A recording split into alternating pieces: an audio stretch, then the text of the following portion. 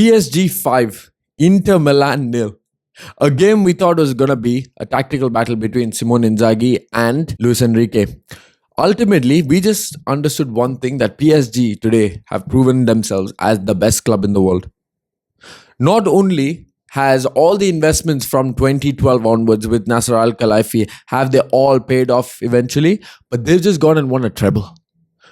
Actually, they've not just gone and won a treble, they've won a quadruple. They're the second team. They're the second team in history after Celtic back in the day to go and win a quadruple.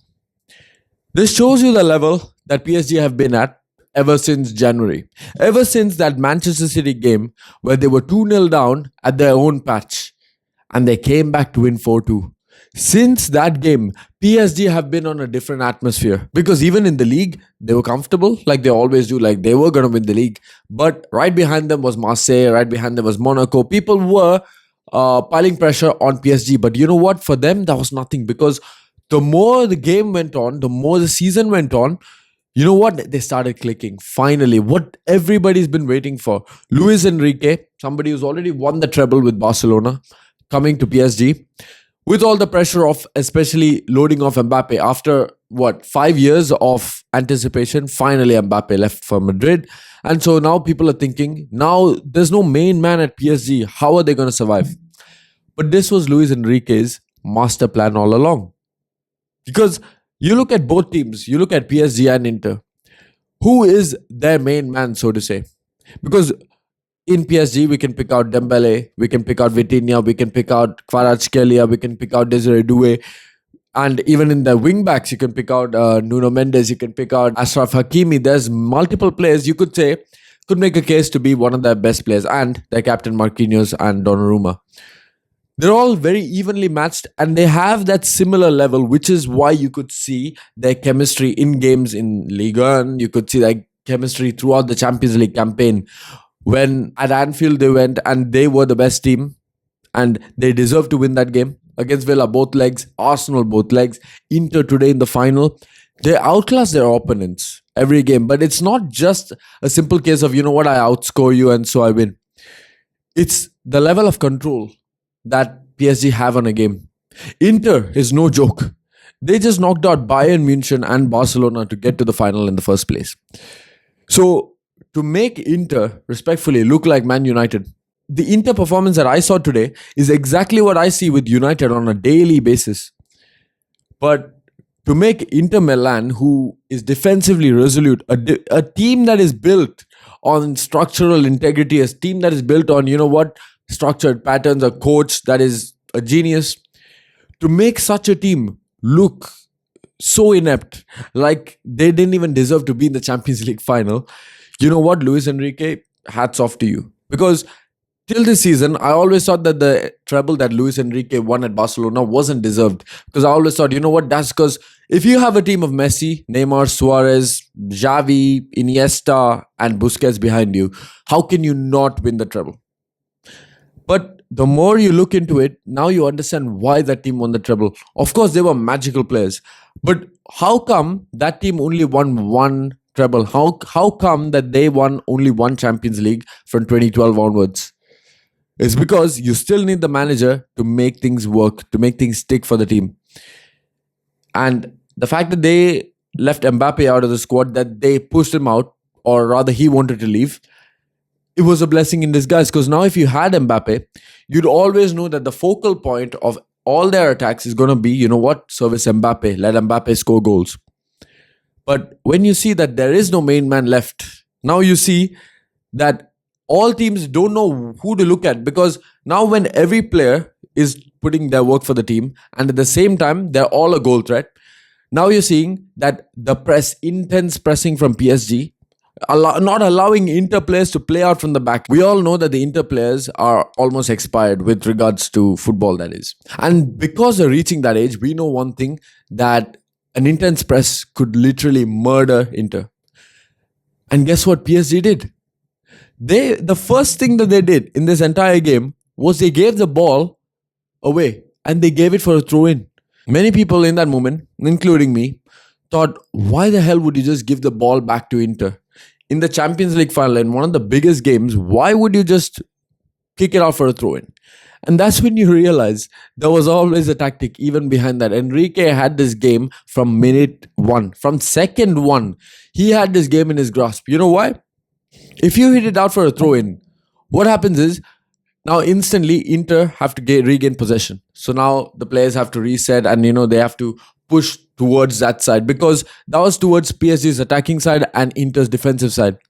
So instantly now PSG players are in their half, but now you automatically have to push forward. You have to press forward so that you can have a chance of gaining the ball back, which is exactly what these PSG players did right after they lost the ball. Now you're pressing the Inter players, Dumfries takes a throw in, and instantly they get the ball back, cycle it back to Donnarumma, and now, even though they lost the ball in the first second, within 15 seconds they've got the ball back, and now you're in a higher starting position already. And this shows you that PSG had the game. They had the game plan from minute one. From what I saw in that first 20 minutes, or you could even say till halftime, that must have been what it felt like watching Barcelona's 2008 to 2011 team on a daily basis. Because it's like PSG were like, you know what? We're going to keep attacking, right? We're going to keep bombing down the left, bombing down the right. We're going to press you, suffocate you. And then we'll give you the ball. And then let's see what you can do. But the second they try to play out Inter, PSG get the ball back again. Instantly. Why? High press. This high press thing works. And this is what you wanted to see. This, hands down, is one of the best teams I've seen in a long, long time. I could even say this is one of the best teams I've seen with my own eyes. PSG, with their tactical play, with their tactical setup and their structural setup, is one of the most well-coached teams I've seen. Why that is? Because you look at all the cogs in the system. You look at all the way from the back, Donnarumma. Then you go into the wing-backs, Hakimi and Mendes. And then you go into the wingers, Due and Kvaratskhelia, Dembele through the middle, Vitinha, Ruiz, Joao Neves. They all play fluid football. They've been brought in for a system, they're coached into that system, and they play the system with fast transition football. But at the same time, when possession is needed, you know what? They're going to press and they're going to get possession back, control the game, and they have a direction with where they're going. And before we conclude all this, I want to just say one thing. With PSG players, there's this myth that they've been bought for this extraordinary amount of money. And mind you, that recently the market has just gone boom, right? We all know the average players being sold for 70, 80 million. So just looking at the team that played today, right?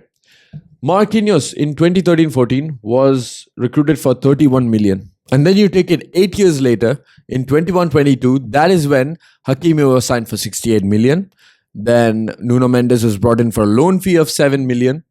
And Donnarumma brought in on a free. And then 22-23 is when Vitinha was brought in for 41 million euros. 41 million euros, a steal by the way. And then Nuno Mendes for 38 million euros.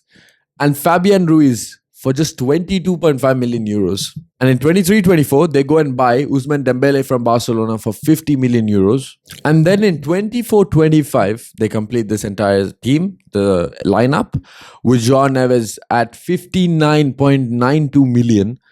And then Desiree Doué at 50 million euro, Pacho at 40 million euro, and Kvaratskhelia at 70 million euro.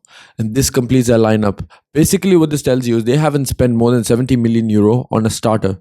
Yeah, now, during all this time, we all know that the Neymar, the Mbappe, the Messi transfers all happened. The team that started the Champions League final, the team that was coached to the treble, did not require any players above 70. You could say this is similar to what Liverpool did a few years ago with their 30 million policy, or their 40 million policy rather. Today 70 million is kind of that day's 40 million. So you could say it's the same setup. It's the same idea that you don't require world-class fees on world-class players to get the best results. You don't need to go and buy an Erling Haaland for 200 million. You don't need to buy an Isaac for 200 million. You don't need to buy a Foden or a Bellingham. Sometimes you find gaps in the market, you buy the right players for the right amounts, and sometimes you can still make it work. Which is exactly why I think today football won. Inter is a very good coach team. To think that neither PSG nor Barcelona, after the season that they've had, especially the second half of the season that they've had, it would have been a crime if Barcelona nor PSG won the Champions League.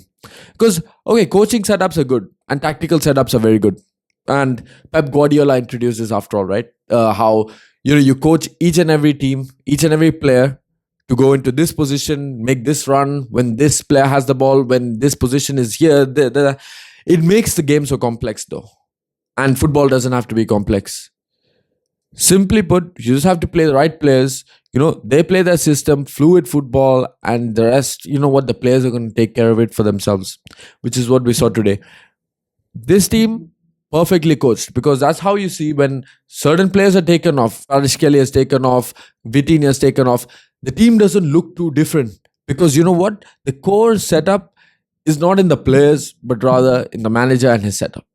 And today, PSG showed why they deserve the Champions League. PSG showed why they are only the second team in history to do a quadruple. PSG have shown that probably in the last 5 years, they are the best team to have played football. This is not taking away from the Bayern Munich team that won the treble or the City team that won the treble.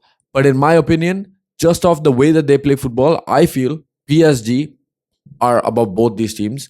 They are arguably the best team to play football in the last 5 years. Barcelona might be the best attacking threat, but overall, it has to be PSG, and which is why, congratulations, they have won the Champions League with a PSG 5, Inter 0. Brilliant team, brilliant performance, iconic season, and that is it. With that, football for 24-25 has ended, and yeah, what a season. That's all I can say. See you all in the next one.